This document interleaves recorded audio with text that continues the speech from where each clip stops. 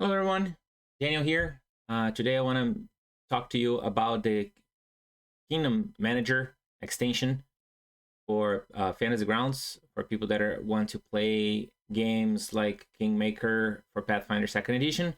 Might want to have all those Kingdom character sheets inside Fantasy Grounds.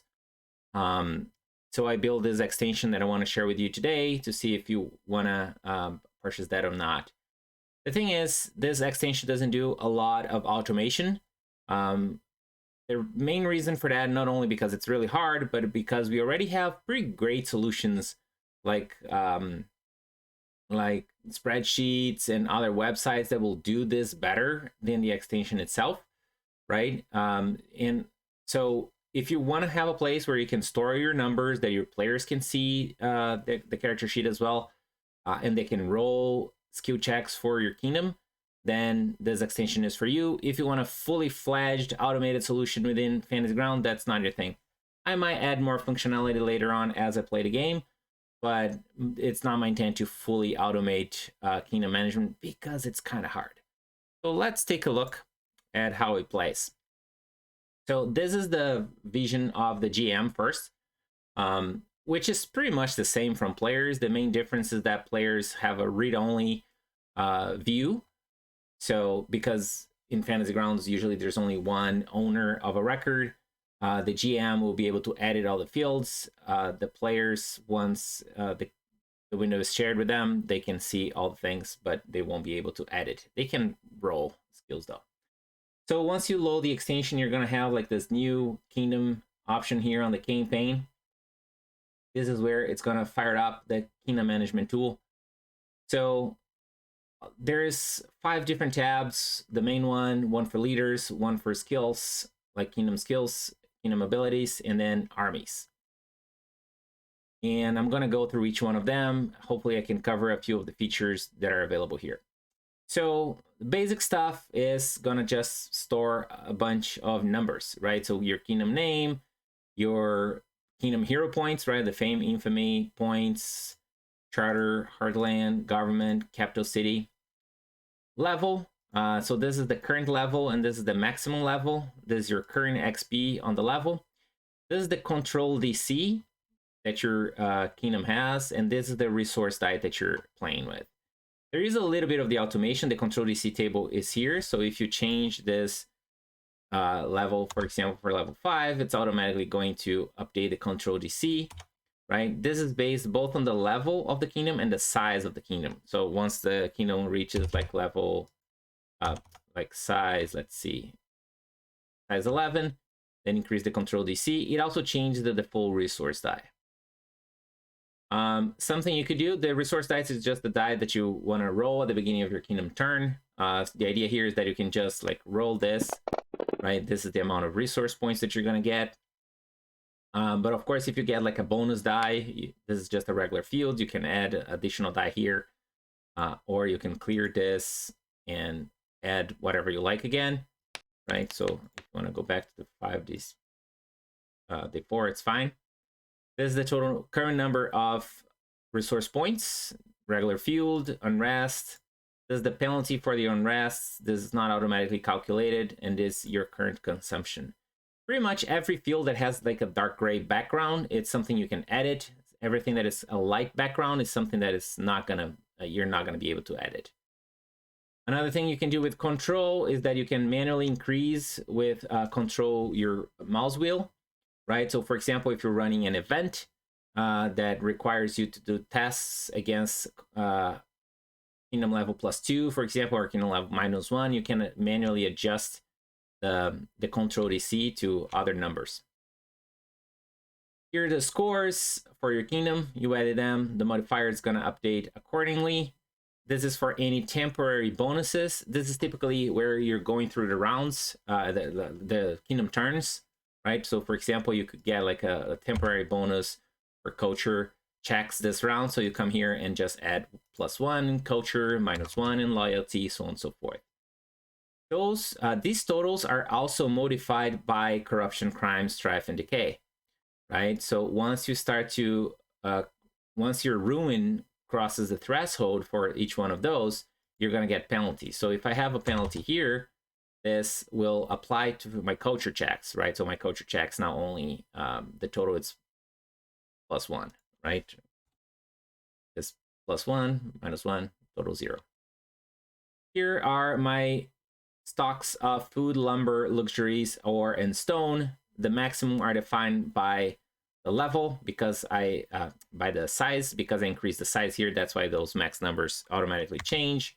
You can easily switch them back to 4 as this is what starts. This is the number of farmlands, lumber camps, mines, and quarries. Let's get to the next one. So this is where you're going to assign your leaders. Again, there's no automation if one of those positions are vacant. You can just have a check mark to see if what's invested or not.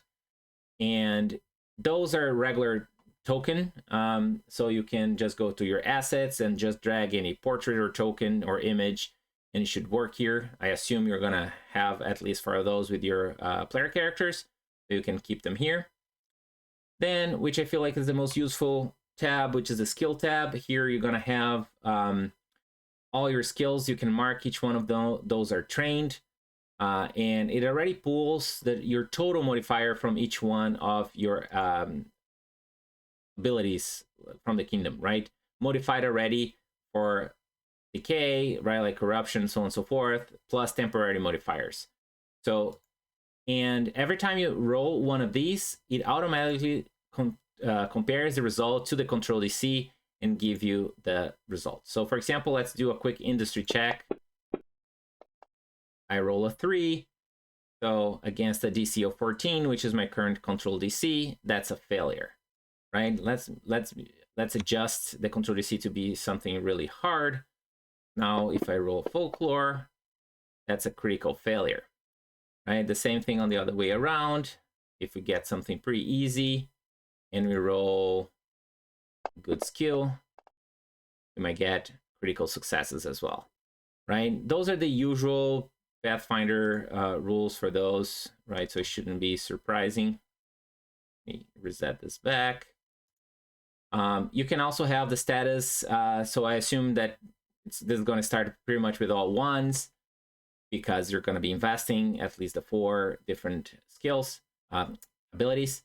Then you can add circumstantial bonus and item bonuses here, and this will automatically calculate the total, right? You can also rotate between all the proficiencies, just like your character skill. On the abilities tab, here you have your kingdom feats, your kingdom abilities, your kingdom settlements, and your kingdom relations. So for abilities and relations, this is just like text fields. So this is just like something for you to remember which different kinds of civilizations and other groups of people you have relations with. So you just keep adding here, right? And the same thing for abilities. You just keep adding more here. So it's just notes. For feats, this is actually supports the data type of feats. So I don't know if this is how whoever is converting Kingmaker as a module, if they're going to be adding feats as part of feats or something else. At least this is expecting regular feats, right? So this is the regular feat with all the usual fields that you have for feats. So if you drag them here, it will work. And the same thing that if you add an item, it will create a feat type. So it should look up, it should end up here on the list of feats for your campaign. Settlements are a new kind of data type. So when you have settlements, you're going to have the name of your settlement, and you have specific sorts of attributes like the level, consumption, if it's overcrowded, so on and so forth. I wasn't able to come up with a good solution for the grid where you can add your images of the parts of your settlement. So the way I settle with this, sorry for the pun, is to just add formatted text here, and then you can just link to an existing image. So you can get this image. This is just a random image, but you can actually like create an image, drag the parts of your settlement there into that map. Just call the same name of your capital. It's good because it's shareable. Your players can play with it. and then you just drag it here, and you can keep an image of your settlement. You can even add whatever you want in the description too, if you want to add more details, like who lives in this settlement, or link to NPC entries or story entries as things happen into this settlement. Right, so here's just another example. You can also add your garrison armies, ongoing events, so on and so forth. And the last one is for armies. This is also a custom data entry. So the idea is that this is similar to like a bestiary, like an NPC entry. The idea here, let's create a new one so you guys can see how it's empty, right? So here has all the attributes that you can edit here manually and set. Not a lot of automation. You know, this is not going to be like simulator for your battles, for your armies, but you can just create those, and at least you get like easily rollable things. If you want a quick roll scout for this infantry, you can just roll here. It's marked as an army roll, right? A total of 17. Or like if you want to do a maneuver, you can see like 8. I didn't went through the maneuver DC of this particular one. Or all. If you want to roll attacks, like a siege engine attack, right? So if you added this, it should automatically parse those lines as usual for monster entries. So it should be straightforward.